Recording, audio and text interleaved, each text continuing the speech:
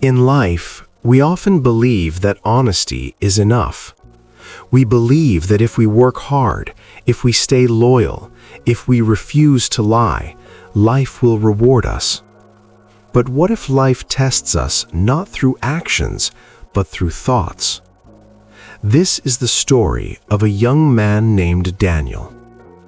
Daniel lived in a quiet countryside town surrounded by dry hills and fading farms. His house was small. The paint on the walls was peeling. The wooden door creaked every time he opened it. Yet his heart was clean. Every morning before sunrise, Daniel would step outside, look at the orange sky, and whisper, "Today I will try again." He searched for work daily, construction sites, markets, warehouses. Sometimes he earned a little. Most days he returned empty-handed. Still, he never complained. One evening, after another long day of rejection, Daniel walked home slowly. The sky was dark purple. Cold wind brushed against his tired face. Then he heard a voice. "Son, can you help me?" Daniel turned.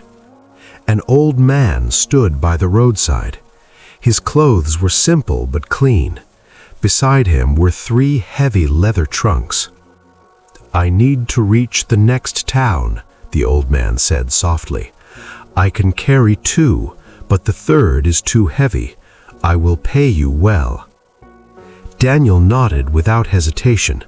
"Of course, sir." He lifted the trunk. It was heavier than expected. "What's inside?" Daniel asked jokingly. The old man smiled faintly. "Bronze coins." Daniel laughed lightly and placed it on his shoulder. As they began walking, Daniel noticed something. The old man kept looking at him. Was it fear? Was it doubt?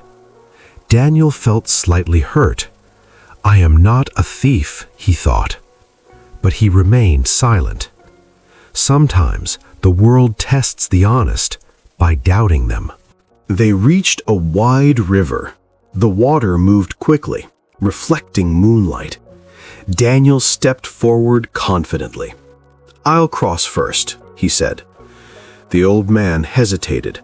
"I cannot cross with these 2 trunks," he said. "I am too weak. Take 1 more. I will reward you again." Daniel paused. 2 trunks now. The old man added quietly, "This one holds silver coins." Daniel looked into his eyes. "Sir, I work for money, not for stealing it." He took the 2nd trunk and crossed carefully. The river was strong. The current pushed against his legs. His clothes became wet, but he did not stop. On the other side, he placed the trunks down and waited. When the old man joined him, he seemed relieved. Yet ahead stood a steep hill. Daniel began climbing slowly.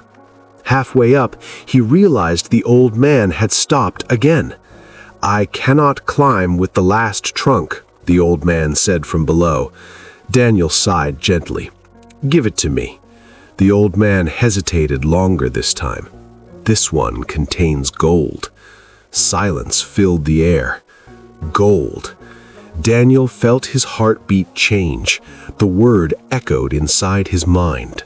Gold. "I trust you," the old man finally said. "Walk ahead, I will follow slowly." Daniel took the 3rd trunk. Now he carried bronze, silver, and gold. Or so he believed. As Daniel walked ahead alone, something shifted. A thought appeared.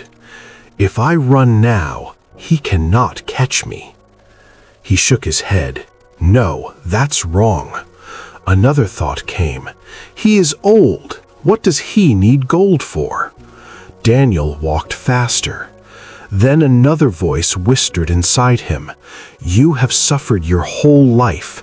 Don't you deserve comfort?" Images formed in his imagination. A big house, fine clothes, respect from people who once ignored him. His breathing grew heavier. No one would know, the thought continued. He doubted you anyway.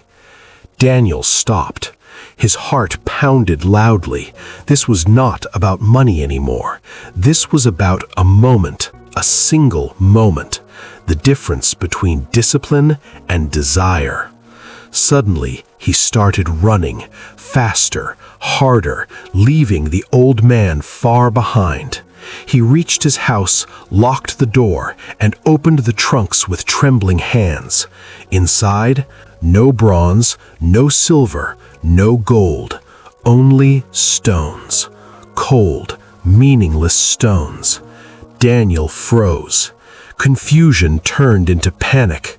Then he noticed a letter placed carefully inside the third trunk. He opened it slowly.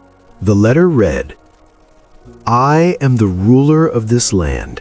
I have no son, no heir. I have searched for years for a man whose honesty remains strong even when no one is watching. If you had continued walking, you would have become my successor. But a single thought changed your path." Daniel's hands trembled. Tears filled his eyes. He had been honest his entire life. He refused to lie at work. He refused to cheat customers. He refused to betray friends. But in one unguarded second, a greedy thought became an action, and that action destroyed his destiny. He whispered to himself, "It wasn't the gold that ruined me. It was the thought." He fell to his knees, not because he lost a kingdom, but because he lost control of his mind. And that is the true tragedy of life. We think enemies destroy us. We think circumstances defeat us. But the greatest battle is inside. Thought becomes belief. Belief becomes decision. Decision becomes action. Action becomes destiny. If Daniel had controlled his thought for just 10 more seconds, history would have changed. Your life works the same way. Every day, small thoughts enter your mind. Jealousy, greed, doubt, anger. They look small, but they carry the power to rewrite your future. Your mind is a garden. If you plant discipline, you harvest greatness. If you plant greed, you harvest regret. So guard your thoughts, because one moment can steal a kingdom or build one. Be patient, be aware, and master your mind before it masters you.